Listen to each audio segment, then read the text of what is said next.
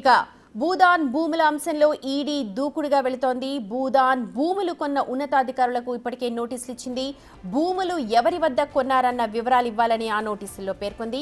మేడ్చల్ జిల్లా నాగారంలో 181, 182, 194, 195 survey నెంబర్లలోని Bhoodan board భూములను కొందరు ఐఏఎస్, ఐపీఎస్ ఇతర ఉన్నతాధికారులైతే కొన్నారు. ఇప్పటికే మహేశ్వరం మండలంలో భూదాన్ భూముల కేసులో నిందితులను ప్రశ్నిస్తోంది ఈడీ.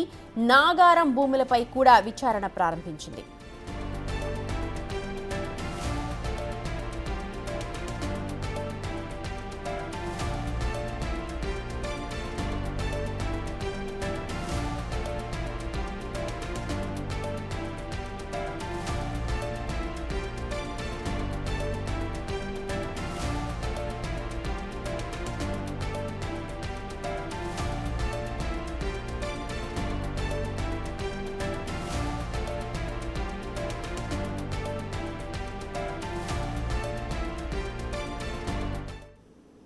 ఇప్పటికే మహేశ్వరం మండలంలో భూదాన్ భూముల కేసులో నిందితులను ప్రశ్నిస్తోంది ఈడీ. ప్రస్తుతం నాగారం భూములపై దృష్టి పడింది. దీనికి సంబంధించిన పూర్తి డీటెయిల్స్ ని మా ప్రతినిధి రాణా మనకు అందిస్తారు. Rana, over to you.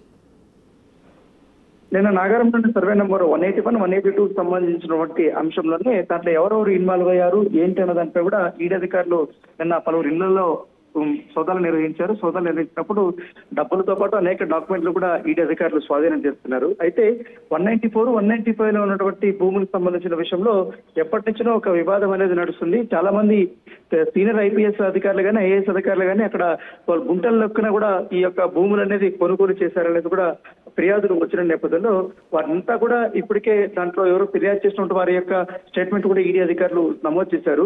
అప్పటి నుంచి కూడా దర్యాప్తు చేస్తుంది. సో దర్యాప్తులో ఇంకా మరికొంత కూడా దూకుడు పెంచాలనే ఉద్దేశంతో అక్కడ 194, 195 లో ఉన్నటువంటి భూదాన్ బోర్డుకు చెందినటువంటి భూములు ఎవరైతే ఉన్నారో ఆ కొనుగోలు చేసినటువంటి వారి ఐఏఎస్ ఆఫీసర్, ఐపీఎస్ అధికారి, పలువురు ఉన్నతాధికారులు కూడా రిటైర్డ్ అయినటువంటి వారికి కూడా ఈడీ అధికారులు నోటీసులు పంపించినట్టుగా మనకు సమాచారం వస్తుంది. మీరు ఎప్పుడు కొన్నారు, ఎవరి దగ్గర కొన్నారు అన్న దాంట్లో కూడా వాళ్ళ నుంచి స్టేట్మెంట్ రికార్డ్ చేయాలన్న ఉద్దేశంతోనే ఈడీ అధికారులు నోటీసులు పంపించినట్టుగా మనకు సమాచారం అవుతుంది. సో దాంతో పాటు ఈ నాగారం భూములపై కూడా ఈడీ విచారణ కూడా వేగవంతం చేసింది. కాబట్టి గతం చూసాం నాగారం భూములకు సంబంధించిన విషయంలో ఐఏఎస్ ఆఫీసర్ పనిచేసినటువంటి అమోయ్ కుమార్ యొక్క పాత్ర అనేది చాలా కీలకంగా ఉంది. కాబట్టి సో ఇదే కేసులో అప్పట్లో ఎంఆర్ఓగా పనిచేసినటువంటి జ్యోతిది కానీ, దాంతో పాటు ఆర్డీఓగా పనిచేసినటువంటి వెంకటాచారి కానీ వీళ్ళందరి దగ్గర నుంచి కూడా ఇప్పటికే స్టేట్మెంట్ అనేది రికార్డ్ చేశారు.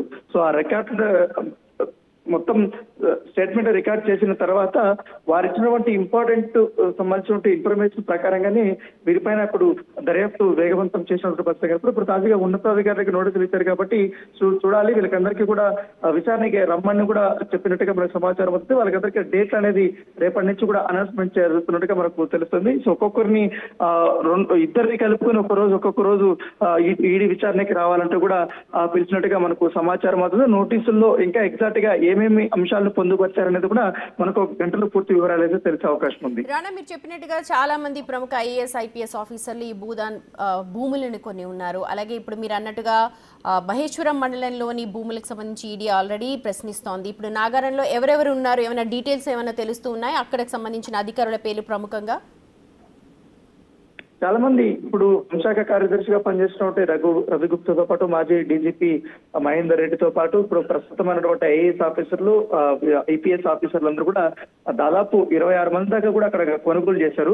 ఒక్కొక్కరు 20 గుంటల నుంచి 30 గుంటలు, 40 గుంటలు, 60 గుంటల వరకు కూడా వీళ్ళు కొన్నట్టుగా మనకు తెలుస్తుంది. ఇప్పటికే ఆ ల్యాండ్ ని మొత్తం తమ వద్ద భూమిని ఒక సర్వే నెంబర్ నుంచి కాకుండా మరొక సర్వే నెంబర్లు మార్చి మరి ఈ యొక్క భూములు వాళ్ళు కొనుగోలు చేశారు.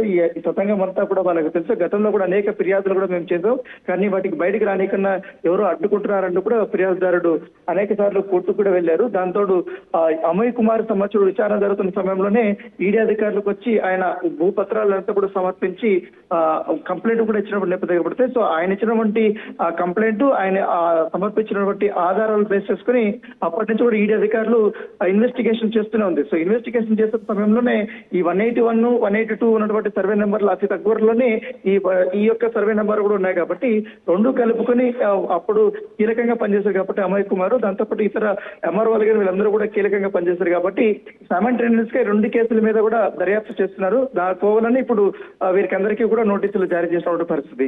Right Rana, thank you so much. మొత్తానికి భూదాన్ భూములపై ఈడీ దూకుడు పెంచిందని చెప్పాలి.